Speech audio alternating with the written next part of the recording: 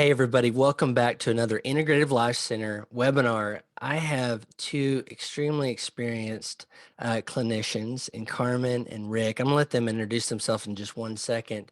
But we do these regularly at ILC, integrativelifecenter.com. If you click the resources for therapists tab, you can see the past webinars we've done. I've been talking to these two awesome people, humans who have dedicated their lives to the profession of mental health for the last 2 months. And every time I find myself going, I don't want this to stop, but Carmen's got work to do. Rick's got work to do, lives to lead. And that's why I say you're in for a treat today. Today's topic is relational psychology and the use of self. When Carmen introduced this to me a couple months ago, I was like, this is incredible. And she goes, hold on, I have to have Rick on here too.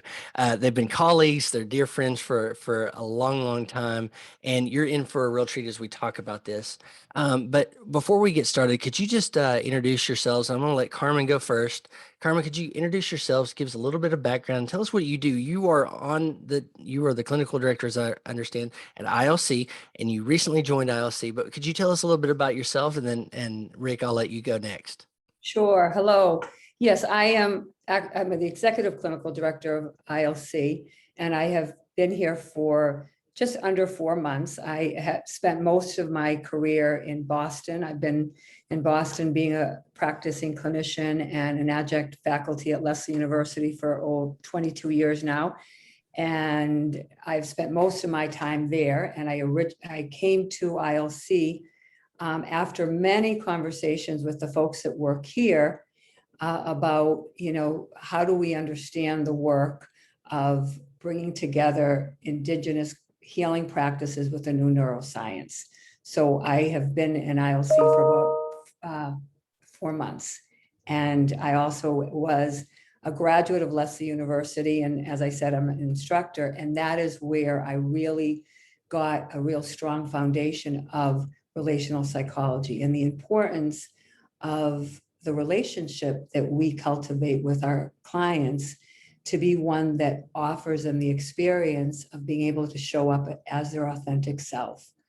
So I've been here as the executive clinical director for only 4 months, but I have been an instructor at Lesley for, as I said, 22 years or so, and have had pleasure of working with Dr. Rick Reinkraut right by my side as another instructor there and as my supervisor. He's the one that brought me on at Lesley. So a pleasure to be with you here, Rick. Thank you. So I'm Rick Reinkraut. I have my notes here. Beginning in 1989, I became a member of the core faculty and the supervisor of academic affairs in the Division of Counseling and Psychology in the Graduate School of Arts and Social Sciences at Lesley University in Cambridge, Massachusetts. Prior to joining the faculty at Lesley, I was an assistant professor of psychology in the College of Basic Studies at Boston University. I'm a licensed psychologist, health service provider in Massachusetts. And for many years, I did clinical work with a broad client population, including adolescents, young adults, midlife and older adults, presenting with a wide range of concerns. Primarily, I did individual therapy. I've had some experience doing couples work, some experience doing family work, but I think individual therapy was the real grabber for me. Let's see, prior to completing my doctorate in specializing in counseling and consulting psychology, I had completed a doctorate in philosophy. I've had a long-standing interest in the nature of the therapeutic alliance and the conditions for, the value of, and the limits to the therapist's use of self and the service of the client's benefit. I'm presently professor emeritus at Lesley University. As Carmen mentioned, I've known Carmen since 1999. She is a person and a professional for whom I have great affection and great respect. It's a real pleasure to be here today talking with her about issues that we each care a great deal about. It's a treat to see you, Carmen. Yeah, same here. Thank you for introducing yourselves. Everybody, we're just going to have a conversation. We're going to jam out. We've been meeting several times in prep for this, and it's It's really, you're in for a treat. So you're going to get to eavesdrop, but if you have questions, put those in the chat or the Q&A button, and I'll be watching that as we go along and let Rick and Carmen talk about this fantastic subject I've been introduced to. So, okay, every time we've talked, you two, I hear the word, I could probably count it authentic like 50 times. Mhm. And I want to tell you, today, I'm the non-clinician here, but, today, I'm not in my office, by the way. You remember we've talked in a different office? I got locked out of my office and I was like, okay, this is my wife's office. So I came over here. But, we all come to these things as like a little bit frazzled. You know what I mean? The last year for sure. Like as we've talked, Rick, your last year was your retirement year, you said, and that kind of got like jackknifed. As we've talked, Carmen, you're doing such amazing work at ILC. And then in between meeting with families and clients at ILC, you're like, you'll come in and you're on your phone and, you're trying to have all these conversations. I'm just curious, when we're talking about this authentic self and showing up and being present for our clients, for your clients as that, what strikes you? Like we were just having this conversation. I'm just kind of curious what comes out. I dropped my kids off this morning. My wife's out of town, get locked out of my office. That's how I'm showing up today. I'm in a different space. I'm using this microphone. I'm trying to like frantically get everything going. That's how I show up today. And I can't imagine, as you all who have decades and decades of experience working with clients, how you show up in a session with a client. And just in the preface of this topic, what are your thoughts on that? What sticks out? What I'll start, Rick, is that okay? Sure, absolutely. I've been thinking about this a lot, and I think about the way that Rick, you and I talk to our students about this. It's really about being present with your commitment, with our commitment to show up authentically. And, I say being present with that because we're, as you just said, we're running around, we're trying to, do this, do that, so many responsibilities. And yet, can we remember the importance of choosing to come into alignment with our authentic self in a way that serves the clients that we're working with? So, it's not that I'm going to show up authentic and be all frazzled. It's more like, can I take a moment and bring myself into alignment with myself and cultivate that awareness to be present, to be choosing to be present. And that is, to me, I will say this without it having clinical integrity, means that I'm going to show up and I'm going to first make sure that I am taking that moment to align myself here, right now. That to me is the beginning of, the experience that I hope to offer clients, where they can come in and they can be authentic. But first, it's that we align ourselves with our own authenticity to the extent that we understand that. And, as Rick, you often say, and, reiterate, emphasize, in the service of the client. So I'm not going to show up and say, hey, I've had this crazy morning. But I might say something like that once I'm aligned in a way that feels appropriate for the experience of a connection with the client. So. Yeah.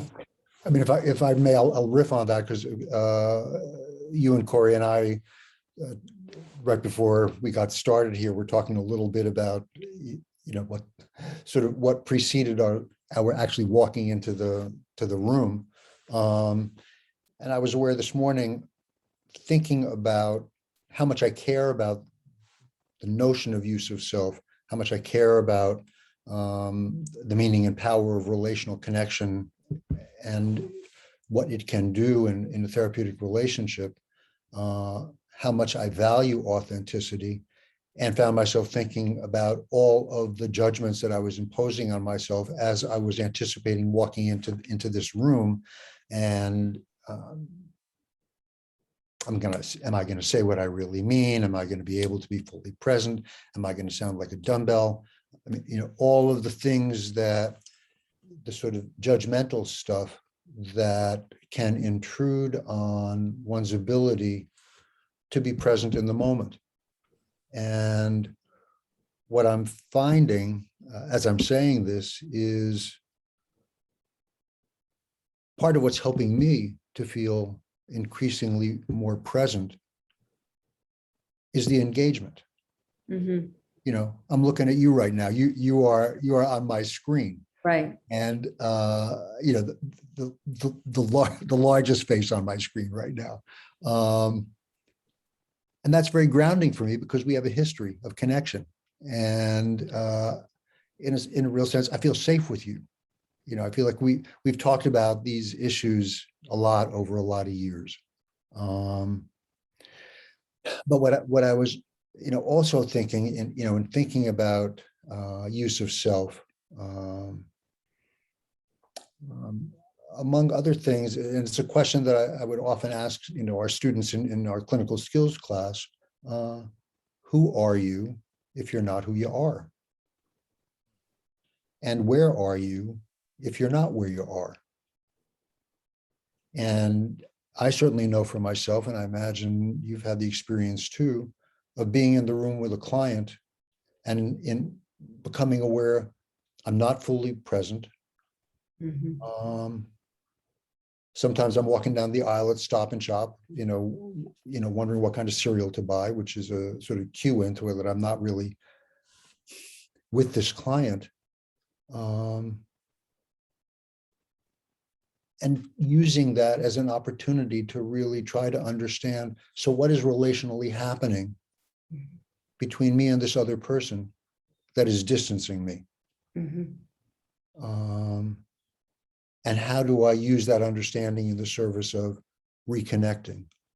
Mhm. But also, what am I bringing that's getting in our way? I mean, I think it is a challenge to own one's own stuff. Mhm. You know, it's always easier to blame other people for my stuff. Ditto that. I hear you on that. Yeah, I I think this is so vital. I mean, of a subject, and it's been compelling to me as someone that does not have the training that you all have, and those of our audience. But Carmen, you brought this up. I remember our original conversation a couple of months ago. You were like, "Hey, self as instrument, the use of self in the practice," and I was like, "Oh, tell me more about that," because as I've interviewed clinicians like you all over the years, I've learned more about it, and I know there's a professional relationship. There's a lot of ethical things that go into it, and training, and ongoing training, and even with licensure, you know. But there's a reason you brought this up, Carmen, and you wanted to have Rick here too today. Why is this subject so important to you? The use of self. Mhm. Well, the first word that comes to mind is about being responsible as clinicians, as therapists, hopefully as humans, to be embodied, you know. And what I mean by that is that we can read about, you know, all the theories, we can read about approaches, we can even be quite proficient in, you know, a variety of these new approaches that are in our field.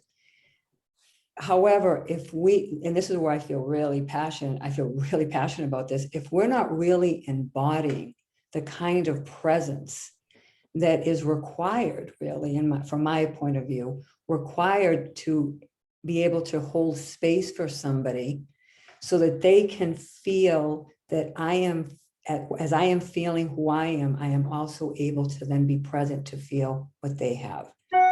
And, you know, I think in our field, you know, we have in the fabric of our field, we have this belief system that we're supposed to be the experts, you know, and that also has created a trauma in the fabric of the culture of our field, which is I'm supposed to know. And so you go to school and you learn all these, you know, theories and approaches to healing. However, what is essential is to remember that part of the trauma that we all experience as human beings is a disconnection from our authentic self. And that we have spent our life, you know, up until the time that we stop and look at ourselves, trying to, you know, figure out, how do I belong here? How do I fit in here? And in that process, we have a fracture, we have a disconnection from ourselves. So why I feel passionate about this is because we in this profession need to be able to realize, as this is a silly way to say it, is that we're also bozos on the bus. We're also trying to figure out if we're okay. That is our greatest fear. Am I okay? Am I okay? Am I enough? Am I going to start smart enough? And as clinicians, if we really want to offer clients all these beautiful approaches that we have, we first have to arrive at the seat and really be attuned in such a way that allows us to be present, emotionally present, so that they can feel us feeling them. We can drop in to really be present in such a way that maybe clients who've never been seen feel uncomfortable, yet we can tune into that discomfort if we're present, and we can have an exchange that allows them to really tell us what's showing up without us bringing our expert, opinions about them. We create the space for them to show up.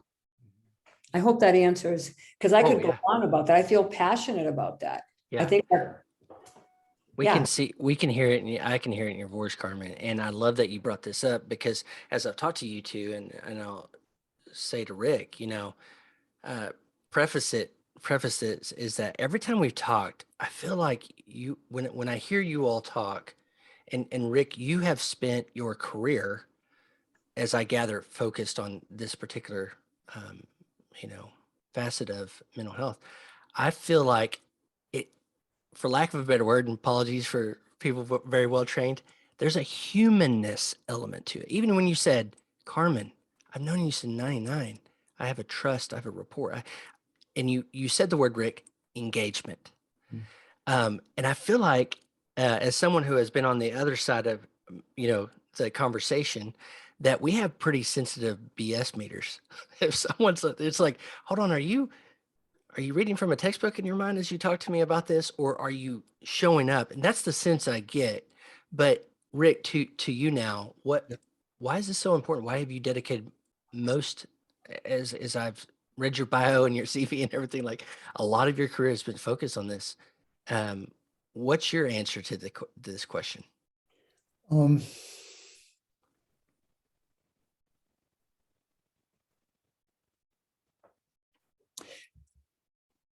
I guess I would say sort of a couple things. This is not where I expected to be.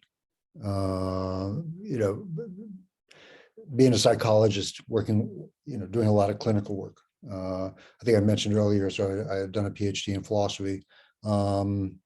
Before even thinking about psychology, having failed my only psychology undergraduate course, that was sort of, didn't give me to feel like this is the domain I wanted to go into.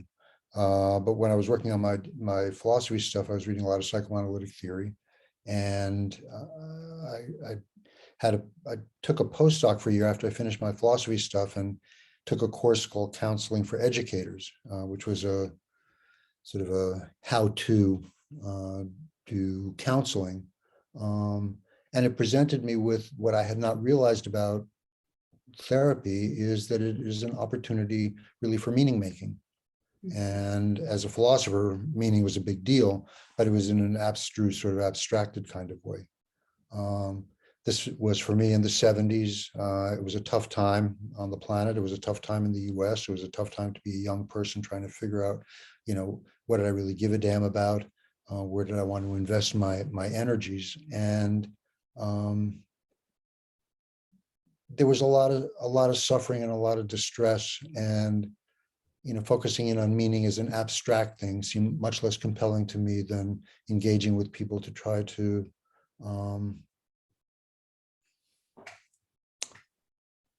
sort out the things that were getting in people's way in being the person that they wanted to be. I certainly knew that was a challenge for me, and I felt like it was something that I wanted to make some contribution in. I think, what I would say is, the great privilege of my life has been being in the position to be the story keeper for people's stories of their challenges in living and their aspirations for living better and being who they would hope to be. I think in a way, as Carmen was saying, everybody grows up in a culture. Every culture, sort of has its reality tales, what counts, what doesn't count, who one ought to be, who one ought not to be. And a lot of that stuff gets in the way of people being able to embrace what they know about themselves and what they know matters to themselves, because for all sorts of reasons, there are judgments coming at them that it's not okay. And the more you take that stuff in, the less present, I think, can you be as who you are and as you hope to be. And I guess what started me along was wanting to do something to contribute to making a change in that. And the issue of use of self, certainly when I came into the field in the early 70s, there were schools of therapy.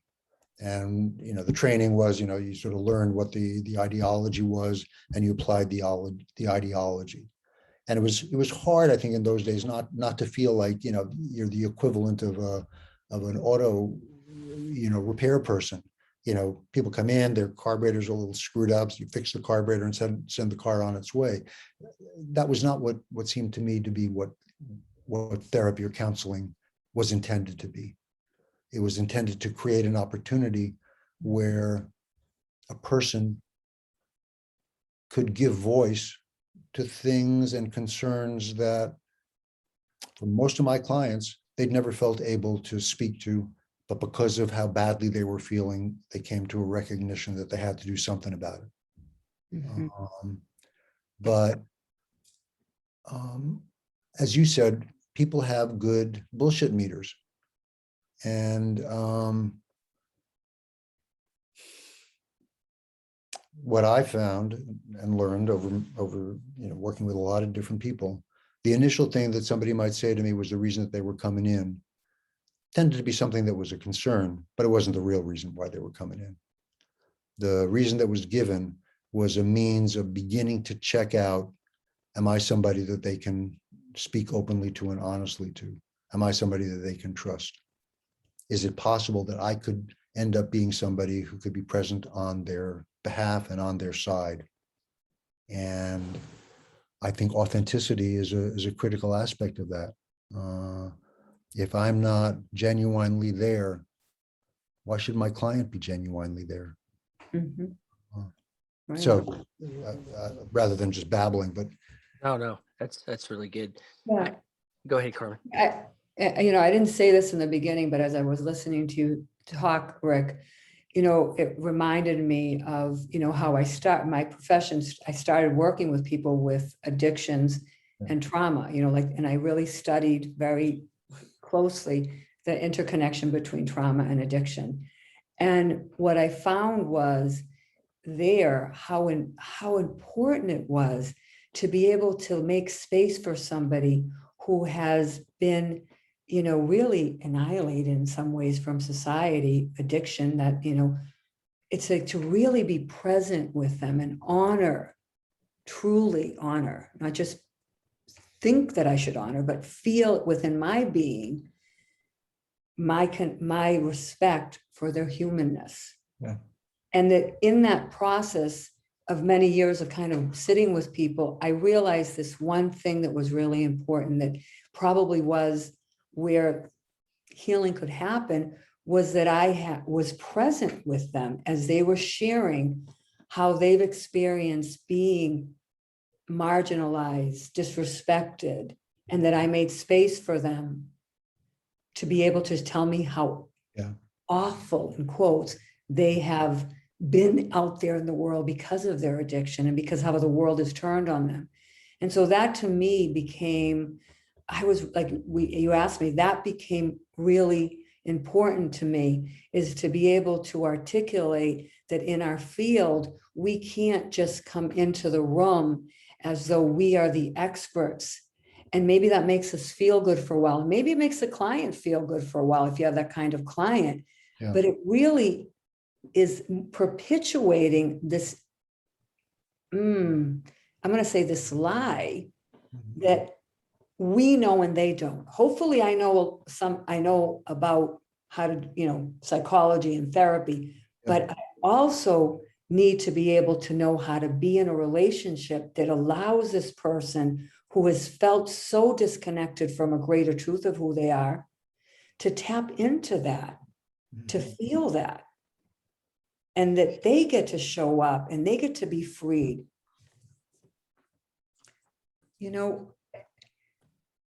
Yeah, and I think it really speaks to another passion of mine in the context of this discussion and this conversation is, the whole, like the social political, and not to get socially political about it, but of groups of people that have been marginalized and oppressed historically forever, because they don't fit in to what the dominant culture thinks they ought to be doing. And so as clinicians, we have to be really careful that we're not perpetuating that unconsciously because we're thinking that we have the answers to somebody. That in of itself creates more of the same. I know you don't. Right. I mean, if I may, on that point, it became clearer and clearer to me the longer I did the work, that one of the first things I really needed to ask of a client and hope that perhaps they would feel some ability to respond increasingly more and more. But the question was, what would be helpful for me to know that matters to you about you? And hopefully communicate what can be a shared understanding that I have no expectation that you, meaning the client, is going to share things with me before they believe it's safe to do it, before I've demonstrated that I'm somebody who can be trusted. And if I may just a little turn on that, early in my career, I worked at a clinic and somehow got tagged as the adolescent guy. So I was working with a lot of adolescent boys who'd been remanded to the clinic by the courts or by the schools or whatever. And it was an incredible learning experience working with adolescent boys who were, in some cases, doing remarkably stupid things for all kinds of reasons. But one of the things that I learned from the adolescents that I worked with was they had incredible radar for other people's bullshit, even if they had very little for their own. But nothing was going to happen that could be therapeutically beneficial for these young guys if they couldn't trust that I was really there for their sake. Because much of what brought them in the first place was feeling as though they were having to live up to the demands of the big people in their world, the adults in their world, who had agendas for them, but not agendas with them. And that was a sort of great learning for me. Don't put it out if you don't believe it. And that was a challenge to me. And in a way, it speaks to, I think, to what you were suggesting. In any culture, there are rules of the road that sort of gain dominance, not necessarily because they're the best rules or because they're relevant to everybody, but that's where the cultural values happen to be. And those cultural values can be rigidified and ultimately quite punishing, particularly when they don't take account of the particularity of the people who are being expected to buy those rules. And as you were saying, the enormous variability in life experience, in cultural experience, in gender experience, in sexual orientational experience, in terms of people's physicality and ability and disability and religion, and on and on and on. Everybody's got their own particular story. And cultures, sort of craft their own story, often because it's good PR, not necessarily because it's really the truth of what history really was about. As they say, it's the victors that write the history books. I think our job is to listen with as much nuance as we can to what people are often having trouble telling us about what really mattered to them because of their long-standing history of negative judgments for what they have felt and what they have done. So many times I've again walked into my therapist and told that person things I've not told likely another human being. So when you all are talking about this, I go, it feels like this needs to be the table stakes. And I know, I honor our clinicians in this world that you all do and practice, but also have trained. I know it's a tough job, but it feels like this is I don't want to use authentic again, but this should be the therapeutic container, as I've heard you say. Like when you're walking in, you're present with someone, is this should be the starting point to me. Yeah. I hark from digital marketing and entrepreneurship. There's actually, I found in the last 2 weeks, as we've done some research, there's a keyword that people actually type into Google, and it's, how do I know if my therapist likes me? And I realize that's judgment, right? But, this is supposed to be the safe place in that therapeutic relationship, where you can reveal all this. But if there's that tension, kind of like you're saying, Carmen, if you're bringing things in that interfere with it, it's going to hamper the healing that could happen for the client. Is that accurate to you too? Oh, yeah. Go and I think, and I defer to you on this too, Carmen, but, in graduate school, I spent a lot of time reading Carl Rogers' work, person-centered therapy. And amongst the things that stood out, sort of figuratively for me in what Rogers had to say was, namely, the enormous difference between feeling accepted and feeling approved of. And for so many people, in so many ways, their life experience has been, they had to dance to somebody else's music in order to feel welcome by the people whose welcome was enormously important to them, whether it was members of their family or peer groups or bosses or whatever, and that in order to gain that approval, they had to basically dress to suit somebody else's fashion, as the playwright Lillian Hellman used to speak of. That is enormously costly, and if somebody feels that in their relationship with their counselor or their therapist, that in order to be accepted as they are, they have to hold back or leave out all kinds of stuff about themselves because that's the cost of approval. Well, I don't think we're seeking approval. I think that's what we feel compelled to go after. Everybody wants to feel accepted for who and how they are. And I don't think one is going to feel that, does my therapist like me? If you feel like they don't accept you, it's hard to feel like they like you. And in a way, that's one of the issues in the relational context of therapy that often, has to become figural. How do I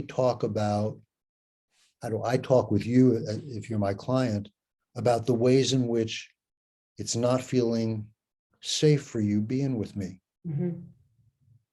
And what can we do to change that? Particularly if I can honestly say, I really care about what's going on with you. And my hope is that you can feel safe with me. Mhm. But I'm guessing that there's stuff that I'm doing or stuff that you're seeing that you think I'm doing that's getting in the way of all that. And we're not going to get anywhere until we get with that. Mhm. Yeah. Yeah.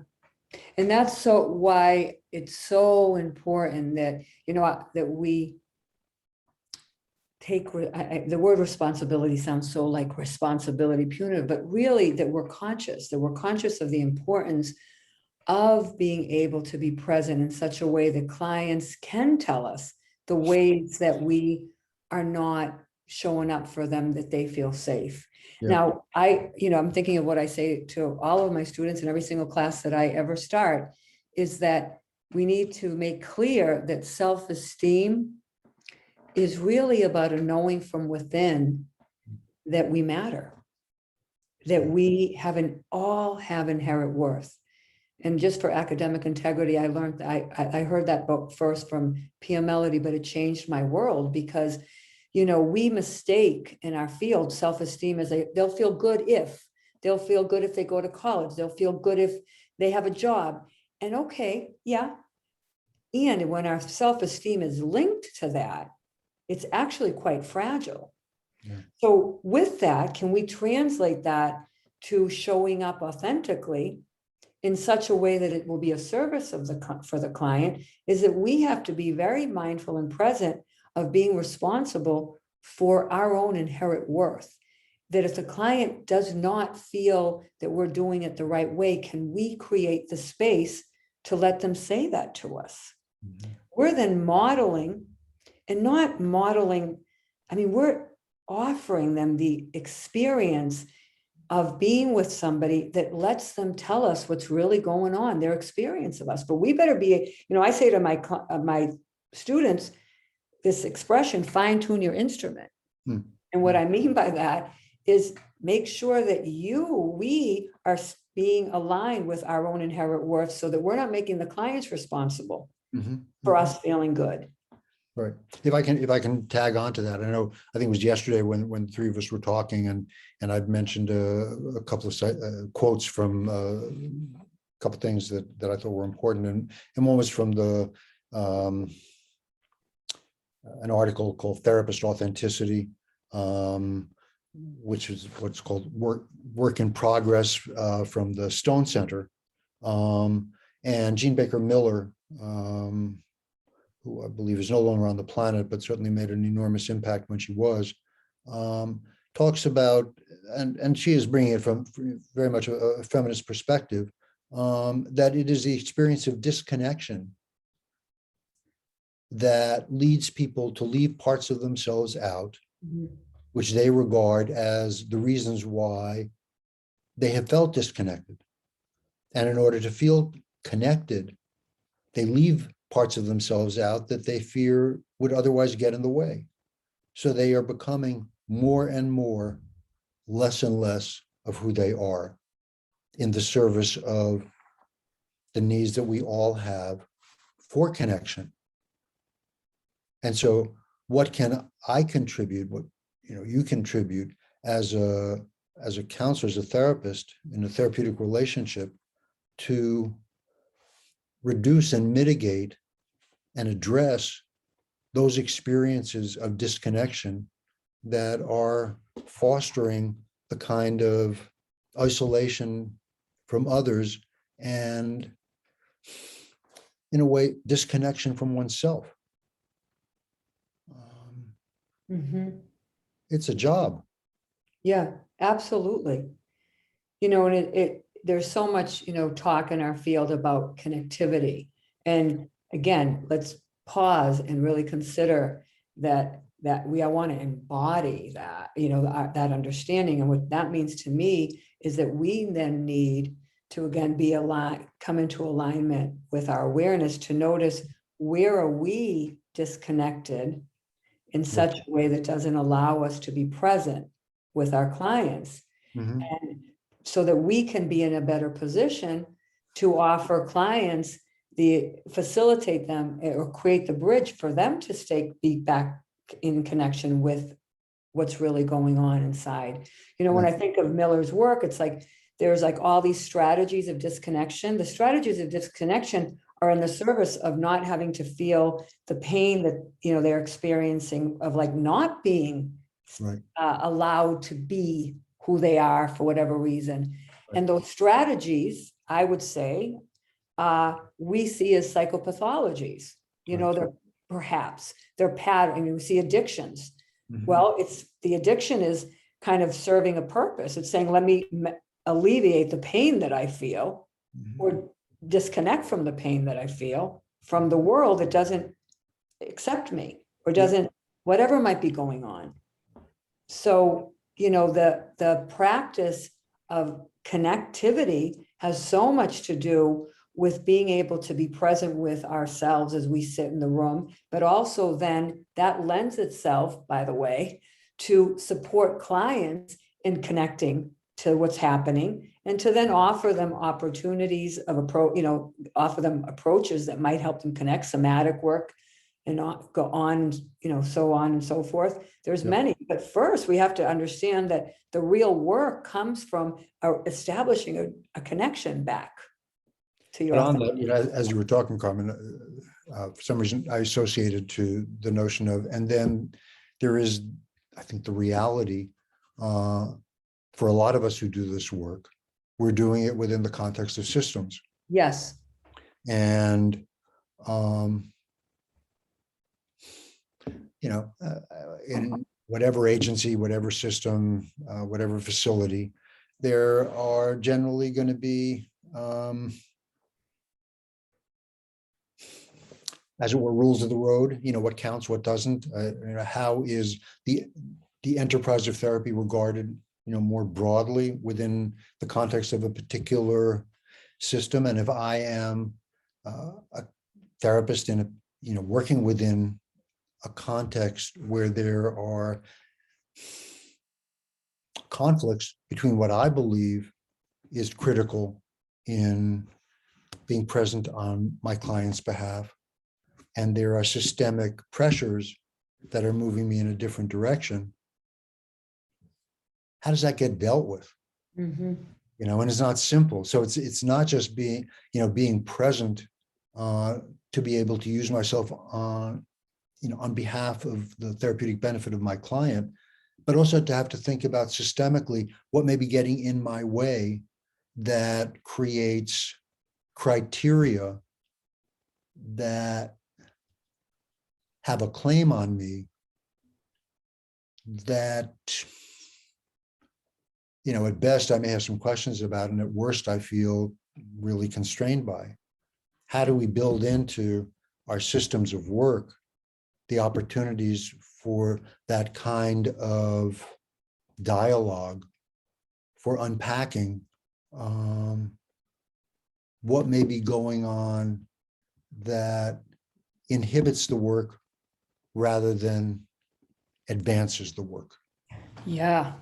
Whew, that to me is loaded in that because it speaks to, and there's so many amazing scholars out there that are doing the work, doing work. And I'm really aligned with this kind of work of collective trauma. Yeah. Because in our system, in systems, there's collective trauma in that there's still this belief system that somebody knows better than you. And this is the way you do it. So when we come into systems, we talk to this with our students. You're going to go into an agency, and the agency, here you are at Leslie having this conversation. Your agency might have a medical model. Right. And, and I've been there when I was in my early 20s or, after I left Leslie. And I remember, no, I don't think that she'll know who I'm talking about, but somebody saying to me, you better get this client to do this, this, and this. Now, think of that. I'm in a system, I'm a new therapist, and somebody in a position of power is telling me I better get her to stop doing this and this and this. And so I think that speaks to what you're talking about, Rick, which is that the systems in which we work with are also, and us included, are also holding that kind of collected trauma of there's somebody who knows more than you. Yeah. There's somebody that's telling you how you should do it. And in that, we're actually experiencing that very same dynamic of trauma, is that what you have to say doesn't really count. We're not going to hear it. So I hope that that, was clear in that it's in these systems that we all work in, that we also have to address the importance of understanding how trauma happens. Right. Trauma has happened because for the most part, because there's been a disconnection with a greater truth of who you are than who you think that you're supposed to be, should be, have to be. And it's about power. It's about power. And so it's about the uses, the abuses, the articulation of what constitutes and who has the power. And I think that too, I mean, it is an ongoing issue that sort of screams for continued attention. But it really was, I think, in feminist psychology where the doors got opened to look at the difference between power over relationships and power sharing relationships.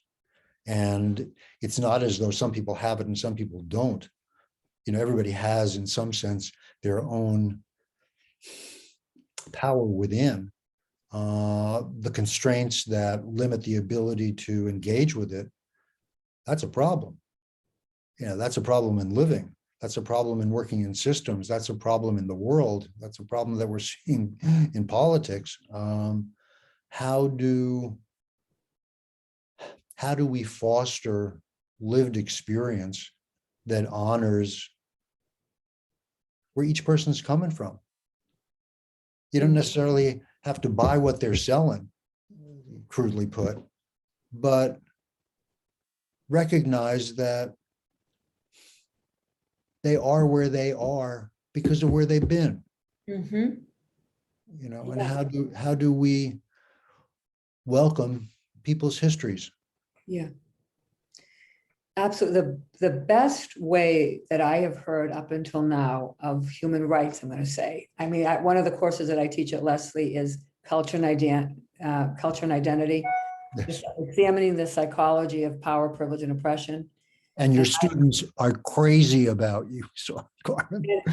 And I'm kind of radical about it, because I say you can't just read about culture and read about, this, population and that population and think, it's like, how can you be present in such a way that allows them? And these are the human rights that I have borrowed from somebody, Thomas Hubel, who's a mystic, who I think is just, incredibly talented in what he says and how he says it, is that the human rights, the components of human rights are the right to be, the right to become, and the right to belong. And I love that, because it speaks to what we're saying.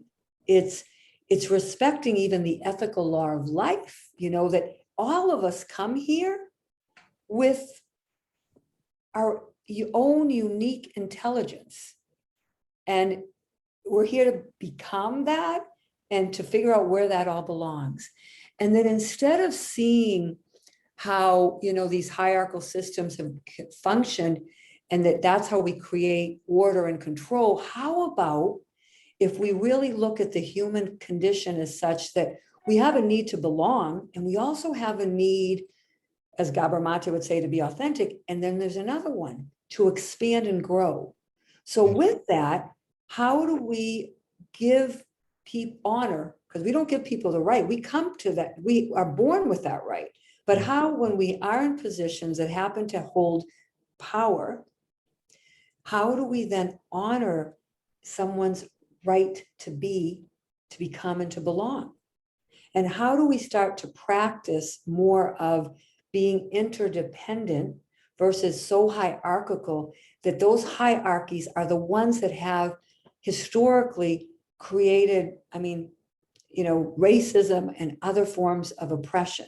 How do we really look at that history in such a way that we can start organizing ourselves systemically, honoring these 3 basic human rights that are not something that we can give. They're there. We need to honor them when we are in positions that are about healing. So it's not like this is who you need to be in order to be healthy. It's like, let's see where you're at. What's really going on? To see that, give you the experience that you can become and then belong. Right, which in a way for me speaks to the whatever else may be going on in a therapy relationship. It seems to me that there has to be some aspect of it that is in the service of increasing the sense of empowerment of the person that you're working with. Because generally, I'm hard pressed to think of any situation of working with a client where there wasn't some element for them of feeling as though they were constrained from doing or being in the world in ways that mattered to them, and being limited in their sense of being empowered. And that's in a way where, I mean, I'm interested in, I know my clients, of course, are interested in their problems, and they were coming to see me so that I could be helpful to them in addressing their problems. But my bigger interest was in them as a person, and the ways in which, I mean, in almost in every case, whatever the problem that was articulated was, it was having an impact on their sense of themselves as a person. And ways in which they felt constrained to be able to engage more effectively in the world. What's getting in the way? Who's getting in the way? How are they themselves getting in their own way? Right. Yeah. It's like, because sometimes the very thing that's protecting them, it's often the very ways that the strategies of disconnection Yes. is what's getting in the way. And so the invitation is for them to connect and to look from their more of their authentic self. They can then start to examine these strategies of disconnection that have been of service to them, to us. We all have strategies of disconnection. We check out, we leave, we say, see you later, so on. We get angry, we get polite, but those are strategies of disconnection, really. Yeah. I can come into a relationship if it wasn't, where I'm saying, okay, I'm supposed to show up, I'm going to behave, I'm going to say the right thing. And I might come across as I've got it all going on, but I haven't really connected. I haven't really had an experience that allows us to have such a mutual exchange where we grow in that, where we expand in that we expand our sense of self because we are connected in the relational dynamic. Yeah. There's so many ways that we leave ourselves out. There's so many ways that we leave ourselves out. And there's so many ways that we accidentally could be encouraging leaving parts of us out, because that part, I'm saying that part, a strategy of disconnection, if you will. We don't like, society doesn't like that way that you're acting.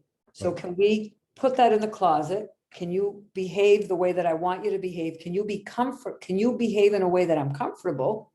And what we're missing is that we're really just showing somebody how to behave better, but we're not really allowing them the experience of connecting to themselves in such a way that they understand these strategies of disconnection are been very helpful. And maybe I don't need them anymore. But I would say in terms of what you're saying, it sort of takes us back to where we originally started with use of self and authenticity. And it really puts the responsibility on any of us who are doing this work to, not just be looking out the window at the people passing by, but look in the mirror at what we see when we look at ourselves, and, explore and investigate and do the tough work at looking at the parts of ourselves that maybe we're not so crazy about, or that, we feel shame about, or whatever it may be. But the parts of ourselves that we don't know anything about are the parts that are going to do damage to other people.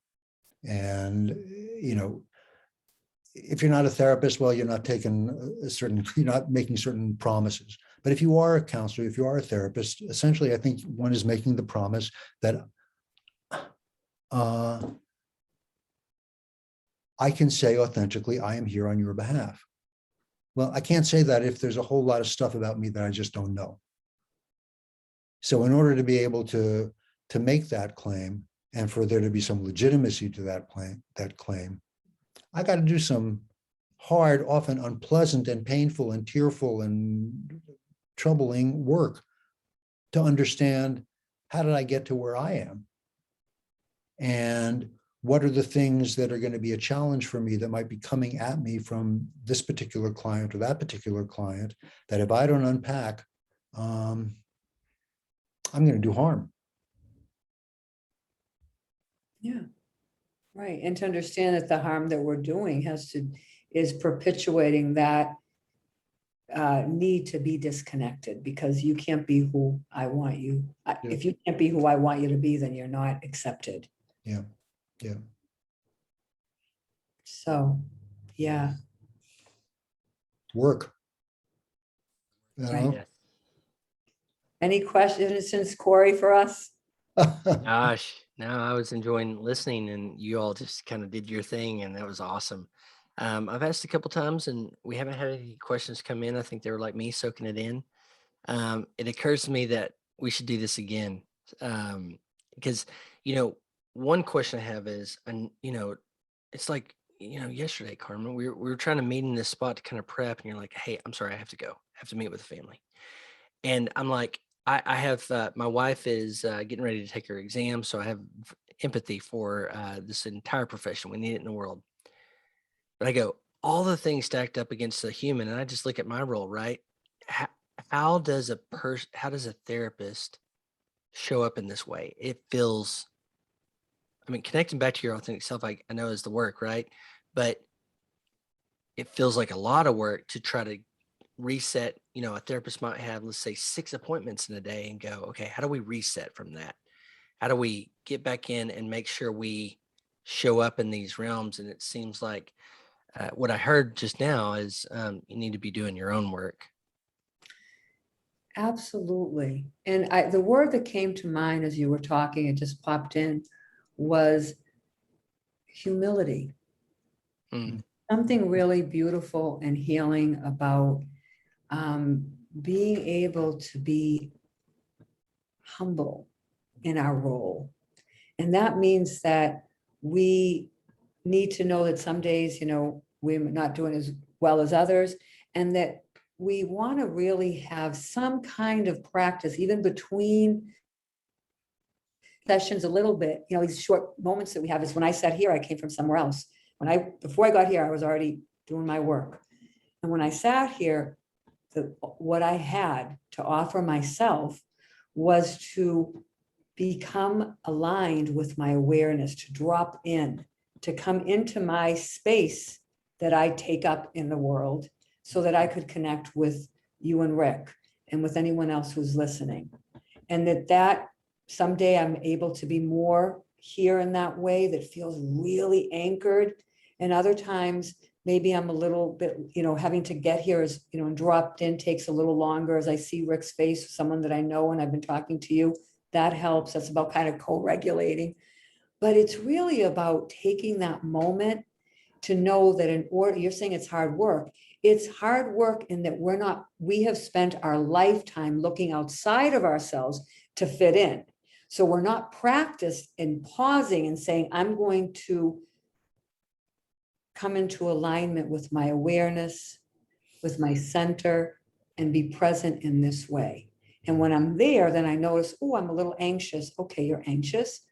And so on and so forth. You become more aware, and then you become more and more present. I think just to add to that, being able to do this work, you had said, Corey, so what if you have 5, 6, 7 clients in a day? I think a great challenge is to pay a lot of attention to pacing. This is where the long distance runner, the long distance swimmer may have the advantage over the, the sprinter, because you can, one is a bit more regulated in terms of, what counts as a good run, a good swim, not how fast, but at what pace are you doing it? And I think, when I think about, the work that I've done with my clients, it's not the product. It's engaging in a certain kind of process that is unfolding. So when I think about work that I've done with any individual person, I'm thinking about a long conversation that had, lots of different chapters to it, but it was one long, long conversation. And that helps me to let go of, and what happened at the end of this hour? Was this okay? Was that adequate? Was it? Well, yeah, I can think about that, but it's a long conversation. Mm-hmm. However long it is. Yeah. Well, we've come over time, and I know Rick, you and Carmen, you both very busy and have things to do. But thank you for sharing all of this. Really, your heart. What I felt was two humans really sharing authentically. So I connected with you too. By the way, Letitia says, yes, this was a great refresher. No questions due to reflecting on wealth of information. Thanks so much, and I agree with that. Just so you know, this is being recorded, be posted to the integrativelifecenter.com website shortly afterwards, where you can catch the replay. What we're going to have to ask when Carmen and Rick have some time to come back and do part 2, because this is another part of the long conversation, right? So thank you, Carmen, for the work you do in the world. Thank you, Rick, for the work you do in the world. I appreciate you so much spending your time with us. And we'll let you get back to it. And thank you, everybody else, for being here today. Be sure and register, subscribe to the integrativelifecenter.com newsletter so you can learn more about these fantastic opportunities to listen to and learn from some amazing experts. Thank you. Hey, thank you, too. Thank you so much. I've got your cell phone numbers now. So when you two meet, I'm going to be bugging you and say, golly, I've got to be with you, too. I appreciate your work, your time, and just sharing all of this with me, too. Thank you, Corey. A You bet. pleasure, Rick, as always. Thank you. Absolutely. Bye-bye. Thank you both. Bye. Thank you all.